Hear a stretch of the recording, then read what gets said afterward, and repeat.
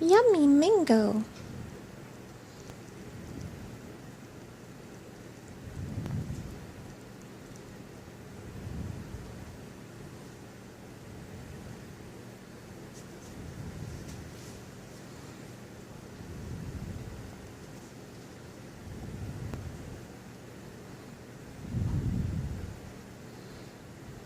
Oh, Mime is looking for another piece of mango.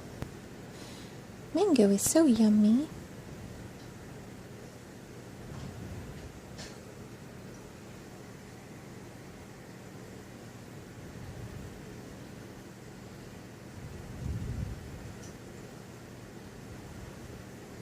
I love these brats.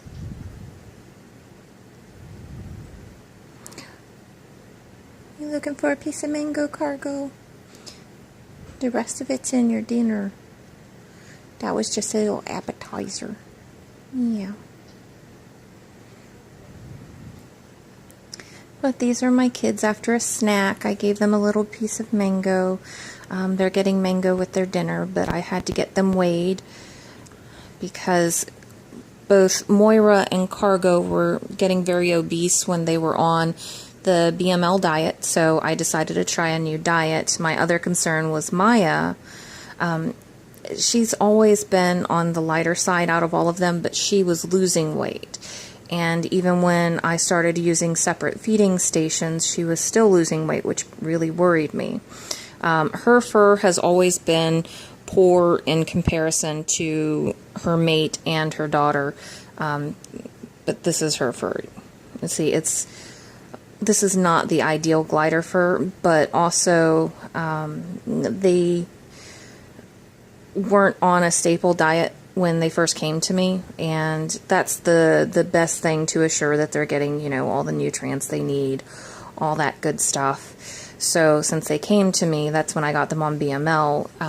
After talking to my vet, knowing that she was approximately 8 or 9 years old when I got her to begin with, and knowing that she was a breeder and whatnot, there's a possibility that her fur coat may never, you know, be as gorgeous as it could possibly be. But that's okay, just so long as my Maya's healthy. That's what I care about. So when I weighed them, I was so happy. Maya put on a whole 4 grams, so she's now 105 grams. On average, based on, whoops, let me pull up my records here real quick. I know, Maya. From documents that I saved off of Gliderpedia, it says that the average weight range for gliders over 12 months old for males is between 90 grams to 140 grams, and females is 80 grams to 130 grams. Keep in mind, this is not written in stone. When it comes to gliders, they're very much like people. There are some gliders who are just naturally thicker than others. And then there are some gliders who are naturally smaller than others. But with Maya, it worried me. So, you know, that's when I had gotten to talking to my vet and whatnot. And, you know, health-wise, she was checking out no parasites, you know, none of that hoopla. But it still worried me. Well, once we got them switched over, originally Maya was down to about 100 grams. So technically she wasn't underweight when it comes to females, but knowing that both her mate and her daughter are so much heavier, it alarmed me. And now she's up to 105 grams. Moira and Cargo, however, are my fatties. Cargo was at 152 grams, which it's like fatty. But today he's down to 148 grams. And Moira, oh my goodness, my Moira, she was at 164 grams. It's like, oh my geez, you're a butterball. And she is now down to 160 grams. So I don't know if it was something that they weren't metabolizing right with the BML diet, but the BML diet is a great diet, and some gliders do phenomenal on it. But, you know, my kids had been on it for, what would you say, John, 2 years? No, we haven't even had them for a full, no, we have had them for 2 years. I think so. So, yeah, going on 2 years, they've been on BML. So, we just recently made the switch to OHPW, which is, we made the switch in June. So, I think we're taking a turn in the right direction.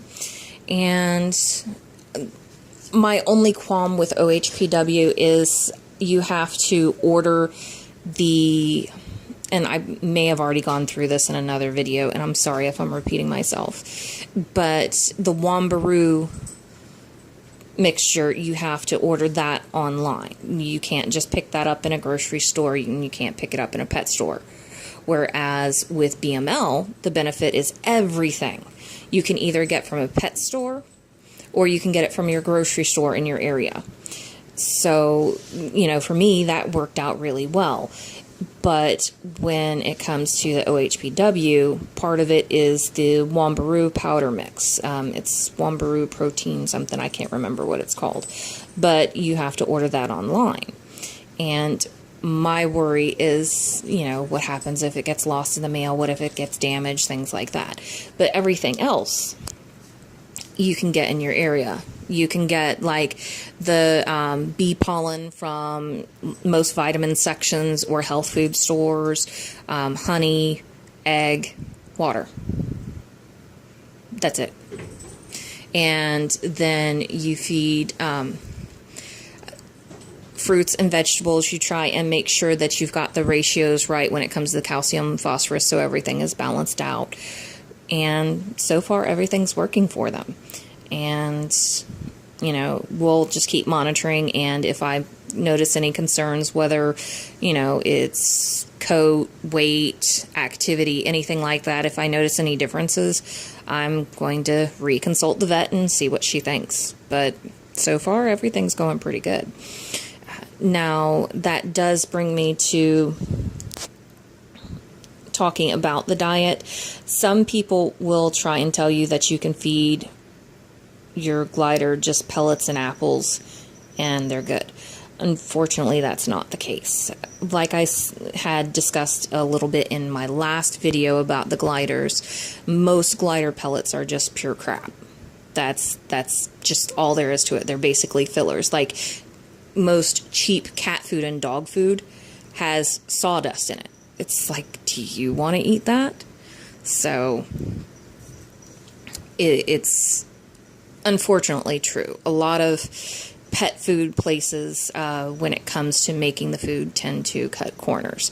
So the high-end food usually, not always, but is usually best.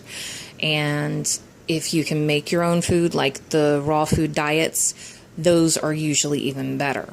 So that's kind of why I don't like the idea of people saying, oh, well, just feed cat food or just feed, you know, dog food or just feed pellets, because sugar gliders are one of many animals that benefit most from a raw diet. So, oh, lovely. My light turned off because my battery is low. I'm sorry.